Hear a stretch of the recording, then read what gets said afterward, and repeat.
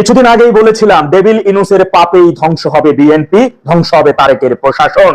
আর সেই বিষয়টি উপলব্ধি করতে পেরেই সম্প্রতি রাজনীতি ছাড়ার ইঙ্গিত দিলেন বিএনপি মহাসচিব মির্জা ফখরুল ইসলাম আলমগীর। সেই আলোচনায় যাওয়ার আগে এই ভিডিওটা একটু ভালো করে দেখেন।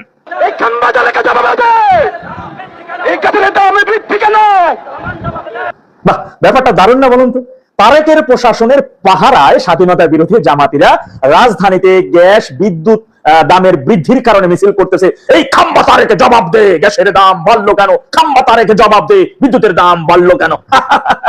বিষয়টা দেখে অন্তত পক্ষে অনেকেই চিন্তা করতে পারেন কি সর্বনাশ, স্বাধীনতা বিরোধী যারা দেশ জানে না জানে এরা দেশটাকে কত ভালোবাসে, দেশের মানুষকে কত ভালোবাসে, এইটা ভাবতে পারেন, চিন্তা করতে পারেন। তাদের জন্য আমি আরেকটা ভিডিও রেডি করে রেখেছি, যে এটা হচ্ছে ট্রেইলার, একটা শুটিং এর মতো। এটা তাদের উপরে আমাকে আপনাকে সাধারণ মানুষকে একটা মানে নাটক, উপরের একটা সিনেমা তারা দেখাচ্ছে, কিন্তু মনের ভিতরের কথা কোনটা, এই ভিডিওটা একটু দেখেন।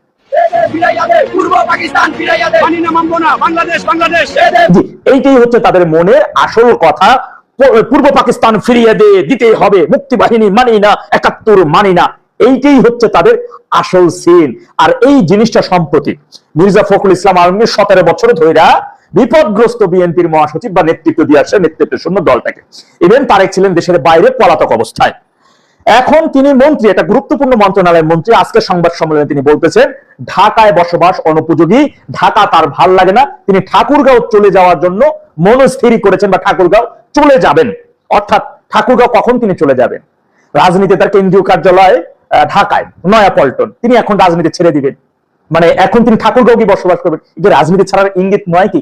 কারণ তারা এটা বুঝতে পেরেছে যে ইতিপূর্বে বিএনপি রাজনৈতিক ভাবে তাদের শক্তি বৃদ্ধির জন্য তারা যেভাবে এই স্বাধীনতা বিরোধী জামাতিদের সাথে নিয়ে সরকার গঠন করেছে, যেই সংসদে বাংলাদেশের ইতিহাসে সংসদকে অন্যতম ভাবে কলঙ্কিত করা হয়েছে তারেকের নেতৃত্বে, যেই সংসদের স্বাধীনতা বিরোধী যারা নিকৃষ্ট জাতি ছিল, সেই স্বাধীনতা বিরোধী মানবতা বিরোধী অপরাধে যারা দণ্ডিত, সেই সকল কুখ্যাত গু আজম, নিজামি, মুজাহিদ, দেল্লা রাজাকার, তাদের নিয়ে শোক প্রস্তাব করা হয়। সেই প্রস্তাব, শোক প্রস্তাব আবার গ্রহণ কে করেছে? কথিত মুক্তিযোদ্ধার নাকি সংগঠক ছিলেন তিনি, একজন বীর বিক্রম খেতাবপ্রাপ্ত মুক্তিযোদ্ধা, সেই স্পিকার হাফিজ আবার সেই শোক গ্রহণ করছে, শোক প্রস্তাবটা। বুঝছেন খেলাটা কোথায়? জামাতিরা তারা ওই যে খালেদা জিয়া একটা কথা বলেছেন, জামাত এরা হচ্ছে মুনাফেক, এরা যে প্লেটে খায় ওই প্লেটেই পটি করে, গ্রাম্য ভাষায় হাগু করে।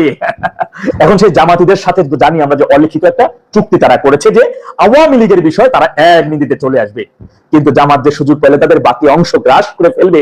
কারণ 5 তারিখে সফল জঙ্গি হামলার পরবর্তী সময় ফ্রান্স থেকে সেই ক্ষমতার মসনদে বসেছিল ডেভিল ইনুস।